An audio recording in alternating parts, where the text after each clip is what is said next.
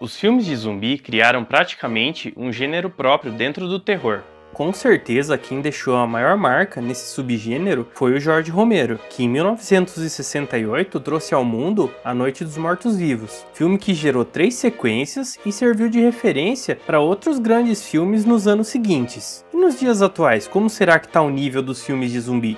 A gente vê agora nessa lista com os melhores filmes de zumbi da nova geração aqui no Cine Interativo. Sejam muito bem-vindos ao Cine Interativo!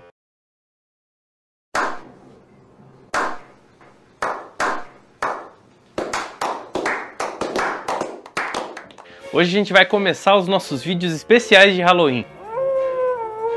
Esse vídeo é feito em parceria com as páginas do Instagram Cinéfilos ao Cubo e Diary of a Survivor. Quero aproveitar e mandar um agradecimento especial para Alice Siller e para Carolina Macedo, que são as administradoras das páginas. Como sempre, para quem participou da pesquisa, o meu muitíssimo obrigado de coração.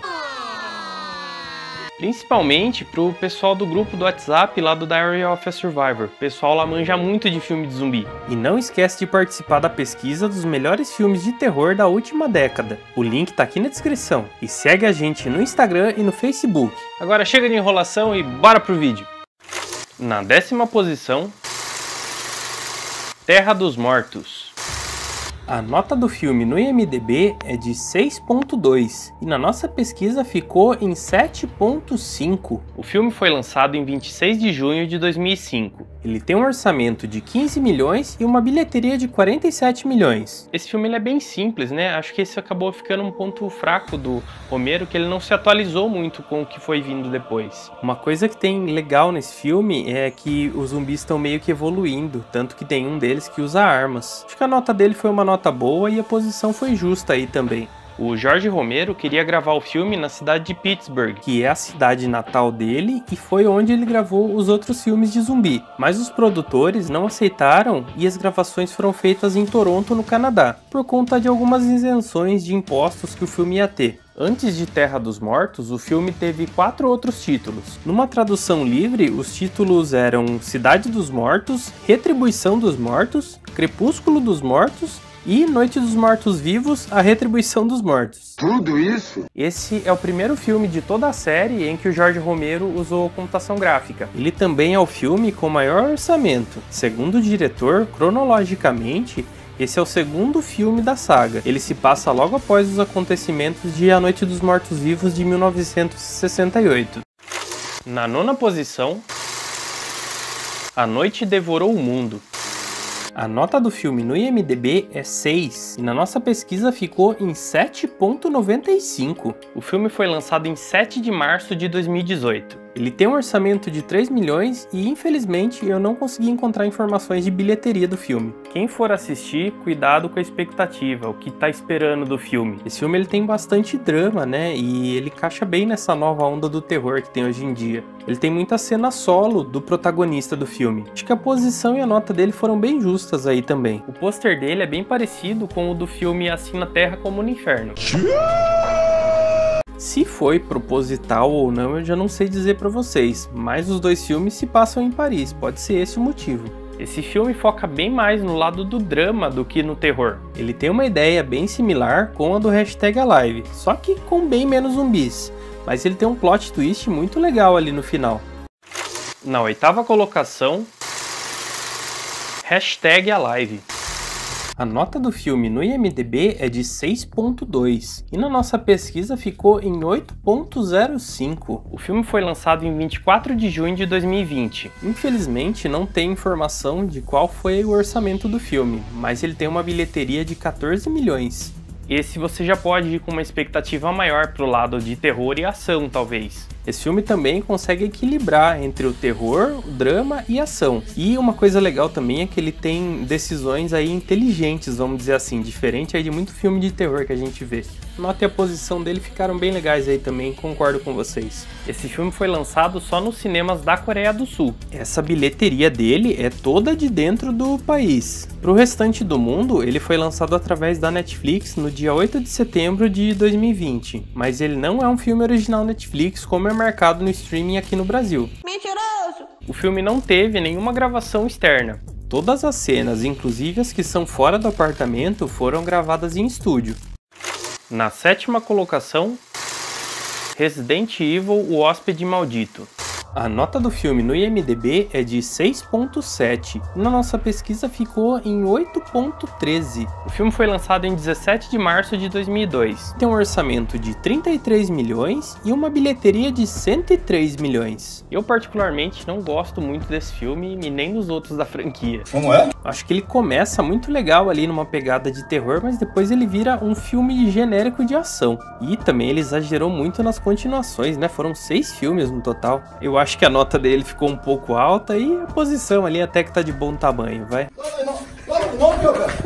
Talvez a cena mais famosa desse filme seja aquela do corredor de lasers. Vocês já repararam que quando eles voltam a passar nesse corredor, os corpos desapareceram? Essa é uma referência direta aos jogos, já que os corpos vão desaparecendo se você sair e entrar novamente em uma área. Uma coisa bem legal desse filme são os cachorros zumbis. A produção teve muito problema para lidar com eles, porque para fazer a maquiagem, a produção usou carne e sangue falso. Só que os bichinhos ficavam lambendo o sangue e a carne, aí o pessoal tinha que ficar retocando a maquiagem deles toda hora. A grande maioria dos fãs dos jogos não gosta desse filme e nem dos outros da franquia. Eles acham que o estúdio só fez o uso do nome do Resident Evil para atrair o público, quando na verdade o filme traz uma história diferente da original e tem uma protagonista que nunca existiu nos games.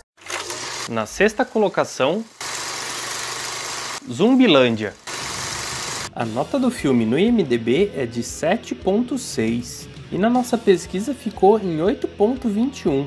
O filme foi lançado em 4 de outubro de 2009. Ele tem um orçamento de 24 milhões e uma bilheteria de 102 milhões. Sendo bem sincero, eu gostei mais da sequência que saiu no ano passado do que dele em si. Eu acho que o primeiro não consegue encontrar o equilíbrio entre a comédia e o terror, mas ele ainda é um filme muito divertido, sim. Concordo com a nota da nossa pesquisa e com a posição dele também.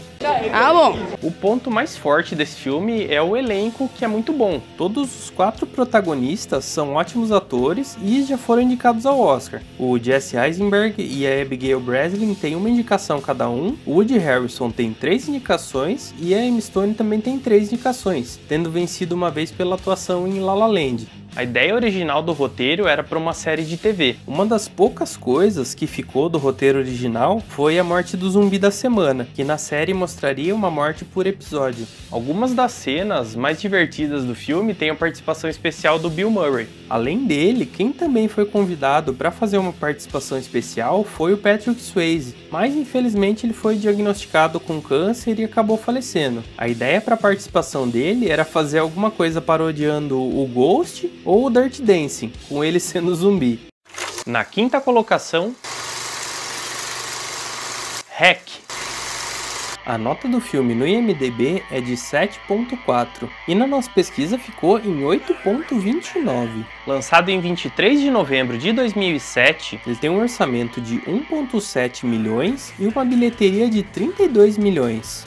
Eu amo o Hack, tanto pelo filme como por ter uma história particular com ele, bem legal também. Ele é um filme muito frenético, né? É correria o tempo todo. Uma coisa que eu gosto bastante nele também é que ele usa maquiagem e não computação gráfica. A nota dele podia ser um pouquinho melhor e a posição aí ficou posição bacana aí, 5º lugar. Os atores do filme nunca receberam o roteiro na íntegra, então nenhum deles sabia o destino do seu personagem. Às vezes eles ficavam sem saber até o dia em que estavam realmente filmando as cenas. Isso fez com que os atores, na maioria das vezes, ficassem estressados, nervosos e apreensivos nos dias das filmagens. E essas eram as características ideais para fazer as gravações do filme e entregar uma atuação mais realista. A Manuela Velasco, que protagoniza o filme interpretando a repórter Angela Vidal, é na verdade uma apresentadora de programa de TV lá na Espanha. O filme foi gravado em ordem cronológica. Nenhum estúdio foi usado, todas as cenas são filmadas em lugares reais. Os diretores escolheram atores que não eram famosos para ajudar a tornar o filme mais realista, e também atores que eram bons no improviso.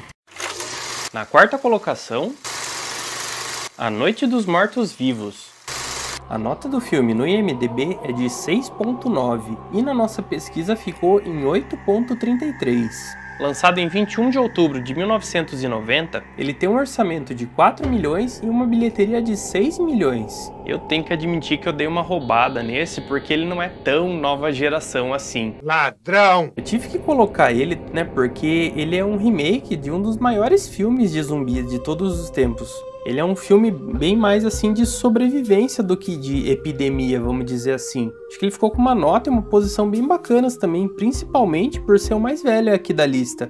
Esse filme marca a estreia do Tom Savini na direção. A ideia original dele era começar o filme em preto e branco e em seguida adicionar a cor aos poucos. Ele teve que pressionar muito os produtores para fazer da Bárbara a sobrevivente e uma heroína de ação. Apesar do fato de que as filmagens estavam indo bem dentro do prazo e do orçamento, alguns dos produtores do filme insistiram em cortar outras cenas e eventos para manter os custos baixos. Como o Tom Savini era um diretor estreante, ele não teve força para impedir que os cortes fossem feitos.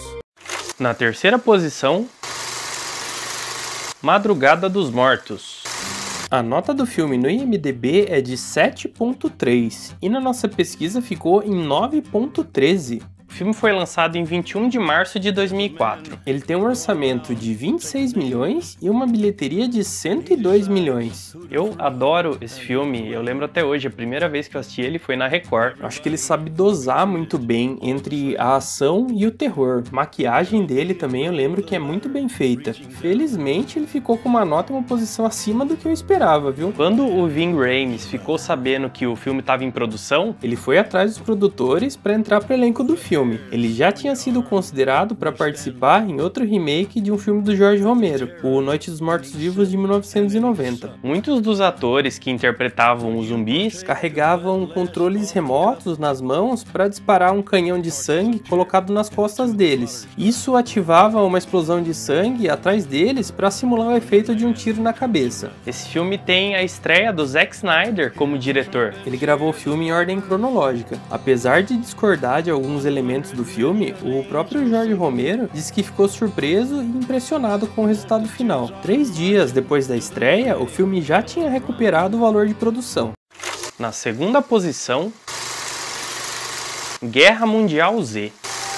A nota do filme no IMDb é 7 e na nossa pesquisa ficou em 9.29. Lançado em 23 de junho de 2013, ele tem um orçamento de 190 milhões e uma bilheteria de 540 milhões. É incrível como esse filme é excelente, mesmo com todos os problemas de bastidores que ele tem. Uma coisa legal desse filme é que ele consegue até agradar pessoas que não gostam muito do gênero por causa de gore e sangue, já que ele não tem nada disso, né? Infelizmente, a continuação aí tá sem previsão por enquanto. A nota dele e a posição ficaram justíssimas. O filme teve vários problemas nos bastidores, mas com certeza o maior deles foram as refilmagens. Os produtores executivos da Paramount assistiram o filme em 2012, quase um ano antes do lançamento, e não gostaram do final. A solução foi refilmar cerca de 40 minutos. O Brad Pitt, pessoalmente, contratou um novo roteirista para alterar a história. Para gravar as novas cenas, o gasto foi de aproximadamente 170 milhões. Como esse novo final abria possibilidade para uma franquia, o estúdio preferiu se arriscar até o prejuízo. No final original, o avião pousa em Moscou, em vez de cair no país de Gales. E o Jerry é convocado para o exército russo. Um período de tempo passa e quando o Jerry está lutando contra os zumbis, ele percebe que eles são fracos no frio. O filme termina com ele voltando para os Estados Unidos para lutar contra os mortos-vivos, meio que ali numa batalha final. Na primeira posição, Invasão Zumbi. A nota do filme no IMDb é de 7.6 e na nossa pesquisa ficou em 9.39. Lançado em 20 de julho de 2016, ele tem um orçamento de 9 milhões e uma bilheteria de 93 milhões. Concordo plenamente com vocês, esse é o melhor filme de zumbi da nova geração. Esse filme ele é tenso o filme todo é correria, a maquiagem e os efeitos são muito bons também. Algumas pessoas estão dizendo que infelizmente a continuação dele não foi tão boa assim, mas eu ainda não assisti para poder dizer para vocês o que eu acho. Essa nota dele foi muito justa também e mereceu mesmo ser o campeão. Ele se tornou o 9º filme coreano de maior bilheteria da história. No lançamento, quando perguntaram para o diretor, o Sang Woo-yeon, sobre uma sequência, ele negou imediatamente, mas ele mudou de ideia 3 anos depois e começou a trabalhar no Invasão Zumbi 2. Esse é o primeiro live action do Sang Woo-yeon. O diretor também fez uma animação chamada Seoul Station, que é um prequel do Invasão Zumbi. Os eventos dessa animação acontecem um dia antes dos acontecimentos do filme. No lançamento, o filme recebeu muitas críticas positivas. No Rotten Tomatoes, o filme tem uma aprovação de 94%. As poucas críticas negativas que o filme recebeu na época do lançamento diziam que ele era uma versão do Expresso da Manhã, só que com zumbis. É um filmão e é o nosso grande campeão. E aí, o que vocês acharam das posições de cada filme? Não sei. Eu fiquei um pouco surpreso e contente com o Madrugada dos Mortos na 3ª posição. E por incrível que pareça, eu acho que eu concordo com todas as posições. Na semana que vem, continuam os vídeos especiais de Halloween. E o próximo é o de melhores filmes de terror dos anos 80. Gostou do vídeo? Sim. Então se gostou, já deixa aí o seu gostei e se inscreve no canal para não perder os próximos vídeos especiais. E não esquece de participar da pesquisa dos melhores filmes de terror da última década. O link tá aqui na descrição. E segue o nosso Instagram e a página no Facebook também. Muitíssimo obrigado por assistir e até a próxima. Valeu!